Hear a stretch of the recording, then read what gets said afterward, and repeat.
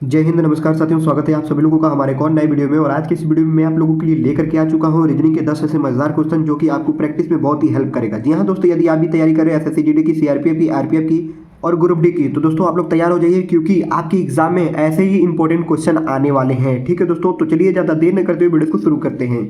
मेरे प्यारे दोस्तों, पहला सवाल आपके स्क्रीन के ऊपर ये रहा है। नीचे दिए गए विकल्पों में से संबंधित संख्या को चुनिए। यहाँ पे दिया है क्रिकेट का 11 और कबड्डी का क्या होगा।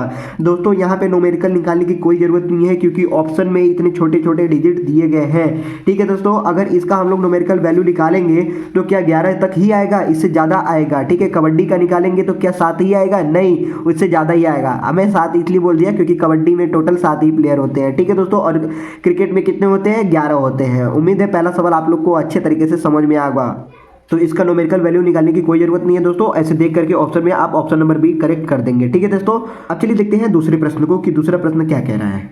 प्रश्न नंबर 2 बोल रहा है, नीचे दी गई श्रृंखला श्रेणी में प्रश्न चिन्ह के स्थान पर कौन सी संख्या आएगी, यही हम लोगों को निकालना है। ठीक है दोस्तों, यहाँ पे 8, यहाँ पे 9, यहाँ पे 18, यहाँ पे 21, यहाँ पे 84, तो यहाँ पे क्या होगा। ठीक है दोस्तों, और ये जो श्रृंखला श्रेणी की क्वेश्चन तैयार हो रही है दोस्तों, इसको देख करके ये समझ में आ रहा है कि पहले में एक जोड़ा जा रहा है और दूसरे में गुणा किया जा रहा है। ठीक है, अगर इसमें हम लोग एक जोड़ देते हैं तो आगे चल करके जो पैटर्न तैयार होगा गुणे 2 हो जाएगा। फिर इसमें 3 को क्या किया गया है? जोड़ दिया गया है। फिर 4 से गुणा कर दिया गया है, तो इसमें फिर क्या होगा? 5 जोड़ दिया जाएगा।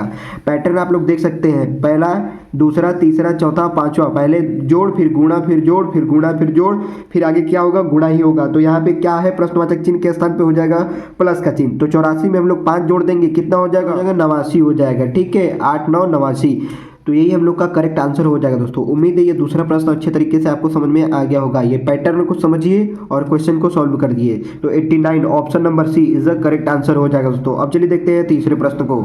प्रश्न नंबर 3 बोल रहा है, यदि 7% 8 बराबर 30 और 4% 9 बराबर 18 लिखा है तो 5% 7 बराबर क्या होगा। ठीक है दोस्तों, अब यहाँ पे बताइए कौन सा लॉजिक लगाएं हम लोग कि 7% 8 बराबर 30 हो जाए। तो दोस्तों यदि हम लोग 7% 8 बराबर 30 बनाना चाहें तो दोस्तों ये इंक खत्म हो गया, दूसरा मैं पेन ले लेता हूँ। ठीक है, अब चलिए यहाँ पे देखिए 7% बराबर 7% 8 बराबर 30 कैसे करें। ठीक है, तो अगर हम इन दोनों का आपस में गुणा कर देते हैं, ठीक है, इन दोनों का आपस में गुणा कर देते हैं तो चलिए देखते क्या होता है। 7 8 56 हो जाएगा। ठीक है, 56 हो गया।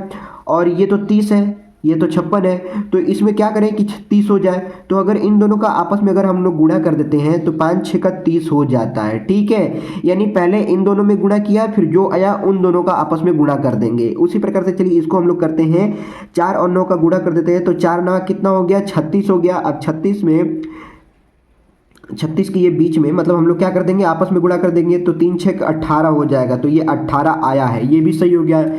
तो अब यही लॉजिक हम लोग यहाँ पे लगा लेंगे तो 5 7 35 हो गया। ठीक है, अब इन दोनों के बीच में गुणा कर देंगे तो 5 3 5 कितना हो गया? 15 हो गया। ठीक है दोस्तों, option number D is the correct answer हो जाएगा दोस्तों। अब चलिए देखते हैं चौथे प्रश्न को। प्रश्न नंबर 4 बोल रहा है, निम्नलिखित प्रश्न में प्रश्न चिन्ह के स्थान पर कौन सा अक्षर आएगा, ये हम लोगों को ज्ञात करना है। यहाँ पे दोस्तों एक आकृति बनाई गई है स्क्वायर का और उसमें भी स्क्वायर का शेप है दोस्तों, जिसमें लिखा गया है FIOAJ क्वेश्चन मार्क EMR। तो बताइए यहाँ पे क्या होगा। ठीक है दोस्तों, यहाँ पे कौन सा लॉजिक लग रहा है। तो ऐसे तो हम लोगों को समझ में नहीं आएगा क्योंकि ये सारे के सारे क्या है? अल्फाबेट है और आंसर भी देखो अल्फाबेट में ही आया है, तो ऐसे तो समझ में नहीं आएगा। तो हम लोग क्या कर देंगे, इसको न्यूमेरिकल में पहले बदल लेंगे। ठीक है, न्यूमेरिकल में बदलने के बाद कैलकुलेशन करेंगे कि आखिर कैलकुलेशन यहाँ पे क्या हो रहा है। तो चलिए यहाँ पे पहले हम लोग एक शेप बना लेते हैं और ऐसे शेप बनाने के बाद इसमें हम लोग क्या कर लेते हैं, सारे के सारे न्यूमेरिकल रख लेते हैं। ठीक है, तो f का कितना हो जाएगा? 6 हो जाएगा। i का कितना हो जाएगा दोस्तों? आप लोग याद रखिए, जितना न्यूमेरिकल वैल्यू याद रखेंगे उतना अच्छा रहेगा। तो i का कितना हो जाएगा? 9 हो जाएगा। ठीक है, अब बताइए ये o है। ठीक है, तो o का कितना होता है? 15 होता है। ऐसे ही देखने में समझ में आ रहा है दोस्तों, यहाँ 6 और 9 को आपस में अगर जोड़ दिया जाए तो 15 हो जा रहा है। ठीक है, यहाँ पे a का होता है 1 और j का होता है 10। ठीक है, 1 और 10 को जोड़ दिया जाएगा तो कितना हो जाएगा? 11 हो जाएगा। यहाँ पे ऊपर में जोड़ा गया है तो नीचे भी क्या किया जाएगा? जोड़ा ही जाएगा। ठीक है, अब यहाँ पे ई का होता है 5, m का होता है 13 और 5 और 13 को जोड़ देंगे तो कितना हो जाएगा? 18 हो जाएगा। 18 का ये r होता है ना, हाँ 18 का r होता है। यहाँ पे 15 का o होता है तो होता है। तो यहाँ पे 11 है तो 11 का क्या हो जाएगा? k हो जाएगा। Option number C k is the correct answer हो जाएगा दोस्तों।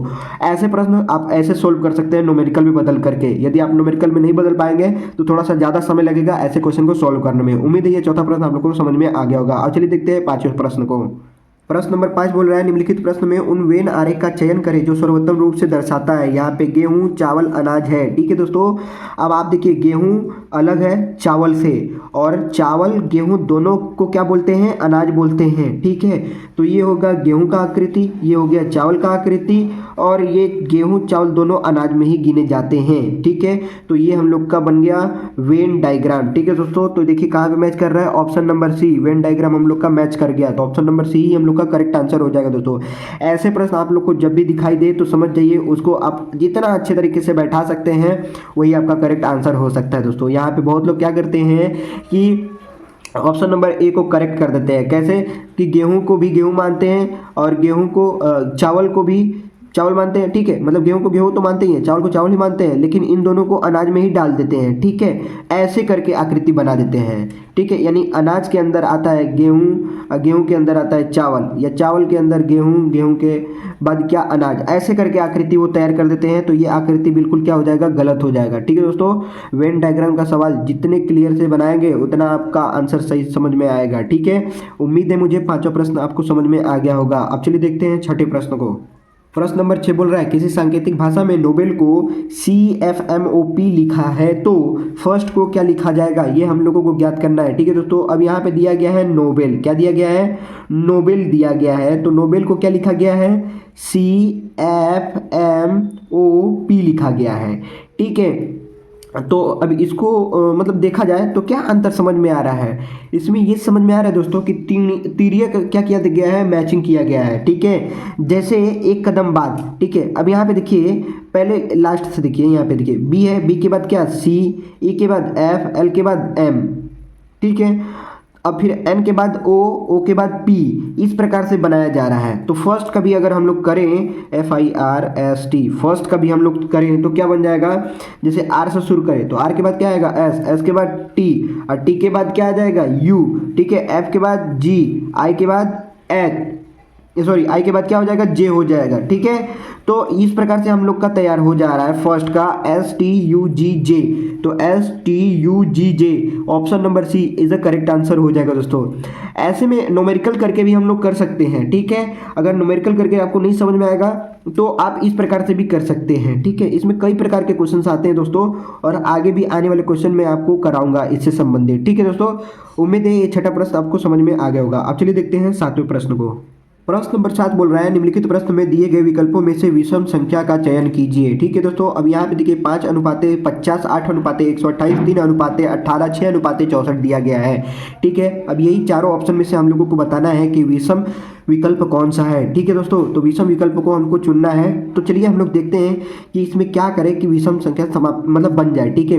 ये मतलब विषम संख्या है, अब विषम संख्या को पहचानना है, ठीक है। तो देखिए यहाँ पे 5 है, यहाँ पे 50 है, तो 5 में ऐसा क्या करें कि 50 हो जाए। यदि हम लोग 5 का स्क्वायर करते हैं, 5 का स्क्वायर कर देते तो बराबर कितना हो जाता है, 25 हो जाता है। अब 25 में कर देंगे 2 बराबर 2 गुना, तो कितना हो जाएगा, 50 हो जाएगा। अब यहाँ पे 8 है तो 8 का कर देंगे स्क्वायर तो बराबर कितना हो जाएगा, 64 हो जाएगा। 64 में कर देंगे 2 से गुणा तो बराबर 128 हो जाएगा, ठीक है दोस्तों, 128 हो जाएगा।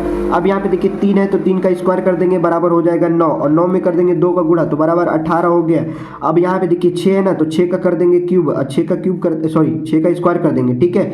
6 का स्क्वायर कर देंगे तो कितना हो जाएगा, 36 हो जाएगा। 36 में 2 से गुणा कर देंगे बराबर कितना हो जाएगा दोस्तों, 72 हो जाएगा, ठीक है। कितना हो जाएगा, 72 हो जाएगा। लेकिन यहाँ पे दिया गया है 64, तो ऑप्शन नंबर डी ही समझ में आ रहा है, ये करेक्ट कैलकुलेशन नहीं बन पा रहा है, ठीक है दोस्तों। तो यही हम लोग का हो जाएगा करेक्ट आंसर, ठीक है दोस्तों। यही हो जाएगा हम लोग का विषम संख्या, option number D is the correct answer हो जाएगा दोस्तों। तो ये लॉजिक निकाल करके हम लोग बनाए हैं इस क्वेश्चन को, ठीक है। तो ऐसे क्वेश्चन आपको कई प्रकार से भी सॉल्व करने को मिल सकते हैं, ऐसा जरूरी नहीं है कि एक ही लॉजिक से आपको ऐसे क्वेश्चन सॉल्व करने को मिले। इसके अलावा भी जितने भी टाइप्स के क्वेश्चन है मैं आपको कराऊंगा जरूर, ठीक है। उम्मीद है ये सातों प्रश्न समझ में आ गया होगा। अब चलिए देखते हैं आठवें प्रश्न को। प्रश्न नंबर 8 बोल रहा है निम्नलिखित अक्षर श्रृंखला श्रेणी में प्रश्न चिन्ह के स्थान पर अक्षर ज्ञात करें, ठीक है दोस्तों। अब यहाँ पे दिया है फिल इन द ब्लैंक्स वाला क्वेश्चन, और इसी के अंदर हम लोगों को फिल करना है कि कौन से लेटर आएंगे, ठीक है। अब यहाँ पे के दिया गया है, उसके बाद ब्लैंक एम के, फिर ब्लैंक एल, एम के एल, फिर ब्लैंक के ब्लैंक एम के दिया गया है, ठीक है दोस्तों। अब यहाँ पे एक तरीका मैं आप लोग को बता रहा हूँ फिल इन द ब्लैंक्स का, कि जो भी पहला लेटर दे उसको कभी मत सॉल्व कीजिएगा, ठीक है। यानी पहले लेटर के बाद से कभी फिल फिल मत कीजिएगा, अन्यथा आपका गलत हो जाएगा, ठीक है, क्योंकि उसके पहले भी आपको फिल किए हुए दिए रहते हैं। यदि आप उसके पहले भी जो फिल किए दिए हैं अगर उसके बाद से चालू कर देंगे तो हो सकता है आपका गलत दिखने लगेगा, ठीक है। तो इसीलिए मैं कहूँगा कि पहला वाला मत पहले फिल कीजिएगा, उसके बाद से आप करना शुरू कीजिएगा, तभी आपका सही होगा, नहीं तो कभी कभी क्या होता है गलत भी हो जाता है, ठीक है। अब यहाँ पे देखिए, यहाँ पे दिया है, अच्छा इसको सॉल्व करने का एक तरीका मैं बताया हूँ कि जहाँ पे ग्रुप बने उसको ध्यान दीजिए। यहाँ पे एम के, यहाँ पे एल एम के एल दिया है, फिर यहाँ पे के एम के फिर दिया है, ठीक है। तो इस ग्रुप से चालू करते हैं। यहाँ पे दिया है एल एम के एल, तो एम के बाद क्या है, देखिए एम के बाद है के एल, तो एम के बाद हम लोग लिखेंगे के, ठीक है, और यहाँ पे एल दिया है, ठीक है। अब फिर एल के बाद क्या है एम, तो यहाँ पे लिख देंगे एम, एम के बाद देखिए के है ना, तो के है, फिर उसके बाद क्या है एल, ठीक है, उसके बाद हम लोग भर देंगे एल, ठीक है। उसके बाद हम लोग ने भर दिया एल, एल के बाद क्या आया एम, एम के बाद के। अब यहाँ पे देखिए भी क्या होगा के होगा, लेकिन यहाँ पे तो फिल करना है नहीं। अच्छा अब यहाँ पे क्या होगा, तो के बाद देखिए एल है, तो यहाँ पे हम लोग भर देंगे एल, ठीक है, यहाँ पे भर देंगे एल। अच्छा ऐसे समझ में आ रहा था कि यहाँ पे देखिए के बाद के है, ठीक है, तो यहाँ पे भी हम लोग क्या भर देंगे के बाद के भर देंगे, ठीक है, ऐसा समझ में आ रहा था। लेकिन यहाँ पे भरना क्या हुआ, एल भरना हुआ, इसके पहले मान लीजिए कि के ऑलरेडी लिखा हुआ है, ठीक है, तभी आपका ये करेक्ट हो पाया, नहीं तो नहीं हो पाता, ठीक है। दोस्तों हम लोगों ने क्या क्या फिल किया इसको चलिए देख लेते हैं। एल फिल किया, फिर उसके बाद के फिल किया, फिर एम फिल किया, फिर उसके बाद एल फिल किया, एल के एम एल, एल के एल सॉरी एल के M L. Option number B हम लोग का मैच कर रहा है, तो ऑप्शन नंबर बी ही हम लोग का करेक्ट आंसर हो जाएगा दोस्तों। ए गलत, सी गलत, डी गलत, ठीक है, ऑप्शन नंबर बी हम लोग का मैच कर रहा है। उम्मीद है ये 8वां प्रश्न हल करने का तरीका आपको समझ में आ गया होगा बेहतर तरीके से, ठीक है दोस्तों। यदि नहीं समझ में आया होगा तो आप लोग मुझे कमेंट करके जरूर बताइए, ताकि आपका कमेंट मैं पढ़ करके आपको नए तरीके से बता सकूं ऐसे क्वेश्चन को, ठीक है दोस्तों। अब चलिए देखते हैं 9वें प्रश्न को। प्रश्न नंबर 9 बोल रहा है, नीचे दिए गए विकल्प में से संबंधित शब्द को चुनिए। यहाँ पे है सोलर, सूर्य, ल्यूनियर, तो यहाँ पे क्या होगा, ठीक है दोस्तों। अब आपको पता है कि जो सोलर तैयार होता है वो सूर्य से तैयार होता है, तो ल्यूनर किससे तैयार होगा आप मुझे कमेंट करके बताइए दोस्तों। तो आप देखे होंगे कि जो सौर ऊर्जा होता है यानी सोलर सिस्टम जो होता है हमारा वो सूर्य के द्वारा चार्ज होता है, ठीक है। तो ल्यूनर जो होता है वो हम लोग का चंद्रमा के द्वारा चार्ज होता है, ठीक है दोस्तों। तो ऑप्शन नंबर सी हम लोग का चंद्रमा इज द करेक्ट आंसर हो जाएगा दोस्तों। ऐसे क्वेश्चन आपको हल करने के लिए इससे संबंधित आपको ढेर सारे वर्ड याद करने पड़ेंगे, तभी आप ऐसे क्वेश्चन को सॉल्व कर पाएंगे, ठीक है दोस्तों। अब चलिए देखते हैं 10वें प्रश्न को। प्रश्न नंबर 10 बोल रहा है, एक फोटो में एक आदमी की ओर इशारा करते हुए शिवांग ने कहा, क्या कहा, वह मेरी माँ के भाई का पिता है। उस आदमी का शिवांग से क्या संबंध है, यही हम लोगों को बताना है, ठीक है। अब ये जैसे मान लो तस्वीर है, तस्वीर यानी फोटो है, और यहाँ पे कुछ आदमी बने हुए हैं, ठीक है, यहाँ पे कुछ क्या आदमी बने हुए हैं, और इस आदमी के ओर इशारा करते हुए शिवांग कहता है कि वह मेरी माँ के, ठीक है, मेरी माँ के भाई, ठीक है, माँ के क्या भाई का पिता है, भाई का क्या है पिता है, क्या है पिता है। तो वो उस आदमी का शिवांग से क्या संबंध है, तो ये देखिए शिवांग है और शिवांग की माँ और माँ का भाई, तो माँ का भाई, ये दोनों भाई बहन हो गए, और ये दोनों भाई बहन के पिता ये हो गए, ठीक है, ये हो गए पिता, और ये पिता हमारे कौन लगेंगे, तो भाई नाना लगेंगे। एकदम साफ साफ समझ में आ गया हम लोगों को। एक बार फिर से बता देता हूँ, एक तस्वीर में एक आदमी की ओर इशारा करते हुए शिवांग कहता है कि वह मेरी माँ के भाई के पिताजी हैं, तो शिवांग का उससे क्या संबंध है, तो भैया ये नाना लगेंगे। तो option number A Nana is the correct answer हो जाएगा दोस्तों। उम्मीद है जितने भी प्रश्न बताए हैं अच्छे तरीके से समझ में आए होंगे। यदि किसी भी प्रकार का आप लोगों को डाउट होगा तो मुझे कमेंट करके जरूर बताइएगा। आई होप ये वीडियो पसंद आएगा, पसंद है तो लाइक कर देना, चैनल पर नए तो चैनल को सब्सक्राइब कर देना। मिलता है ऐसे जबरदस्त कंटेंट के साथ, तब तक के लिए जय हिंद, वंदे मातरम।